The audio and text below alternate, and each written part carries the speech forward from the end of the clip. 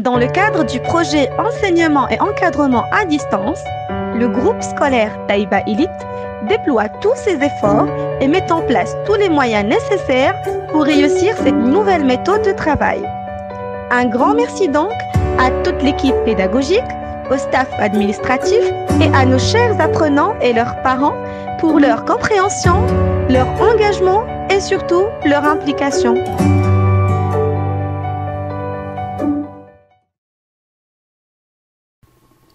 Bonjour mes chers élèves, j'espère que tout le monde va bien.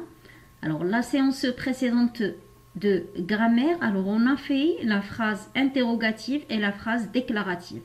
Donc pendant cette période, on doit étudier les types de phrases.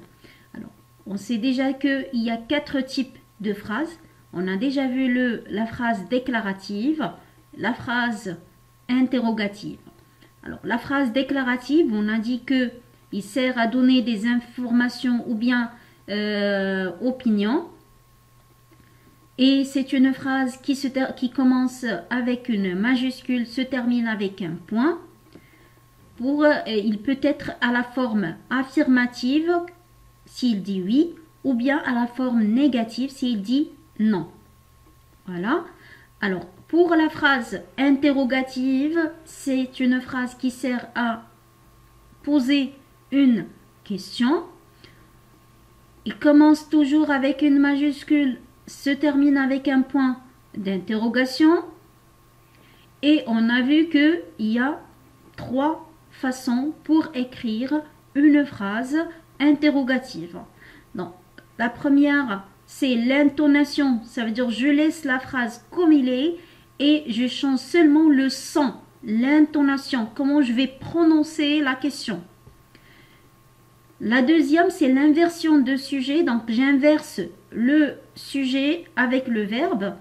Si le verbe est conjugué au passé composé, je commence avec l'auxiliaire, puis le sujet et après le participe passé.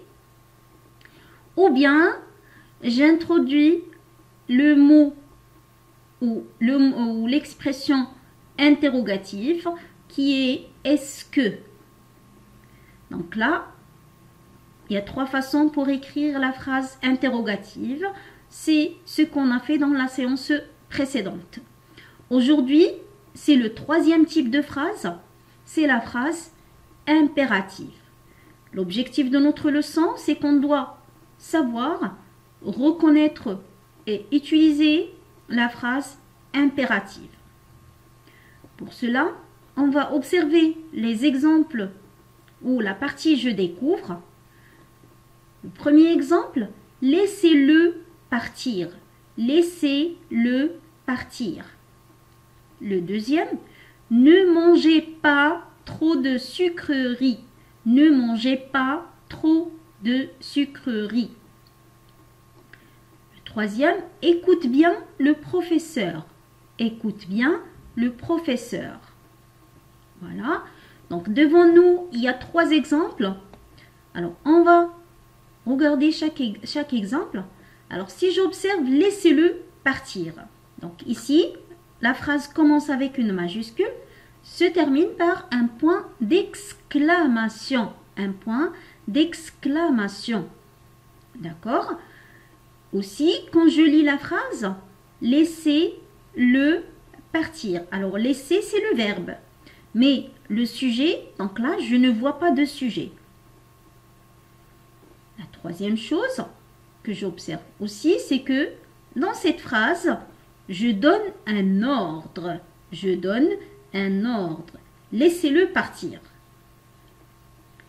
Et je m'adresse à vous. Donc, je m'adresse à vous. L'exemple numéro 2, ne mangez pas trop de sucreries.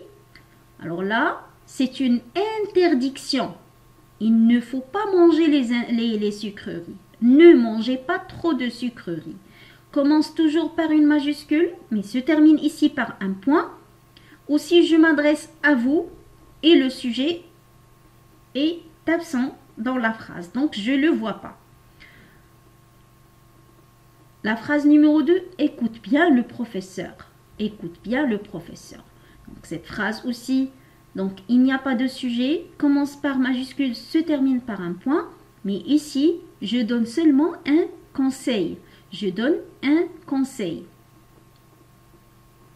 Donc là, la phrase impérative, donc selon les exemples qu'on a, la phrase impérative donc, sert à donner un ordre, un conseil ou une interdiction. Voilà. Il commence par une majuscule, se termine par un point ou bien un point d'exclamation. Le sujet, on ne le trouve pas dans la phrase impérative, selon les exemples que vous avez. Et la dernière chose que je voulais vous dire, c'est que là, en observant les trois phrases, ou bien pourquoi on utilise la phrase impérative, donc un ordre, un conseil ou bien une interdiction. Donc je ne peux pas donner un ordre à quelqu'un qui est absent. Que ce soit ordre, conseil ou bien interdiction, on ne peut pas le donner à quelqu'un qui est absent. Donc c'est pour cela que on ne peut jamais trouver il ou bien il avec S. Bien sûr, c'est elle ou bien elle avec S aussi. D'accord? Aussi, je ne peux pas donner un ordre ou bien un conseil ou bien une interdiction à moi-même. C'est pour cela que on ne peut pas utiliser le pronom je. C'est pour cela que on trouve la phrase impérative ou le verbe de la phrase impérative, il doit être conjugué seulement avec les trois pronoms personnels. Tu, nous ou bien vous. Tu, nous ou bien vous. Et bien sûr, quand on voit sur les trois exemples, la phrase impérative, donc, la phrase impérative, donc là, comme vous voyez, il peut être affirmative ou bien négative. Alors, on observe, je retiens, et bien sûr qu'on doit écrire par la suite sur le cahier de leçon. Alors, la phrase, là, je dois commencer par majuscule. La phrase impérative sert à donner un ordre, un conseil ou une interdiction. Elle se termine par un point ou par un point d'exclamation. Il est construite autour d'un verbe à l'impératif. Le verbe il doit être conjugué à l'impératif. Et donc, on ne trouve pas de sujet dans la phrase. Il n'y a que trois personnes possibles pour la conjugaison. Tu, nous et vous. La phrase impérative peut être affirmative ou négative. Donc, voilà la règle.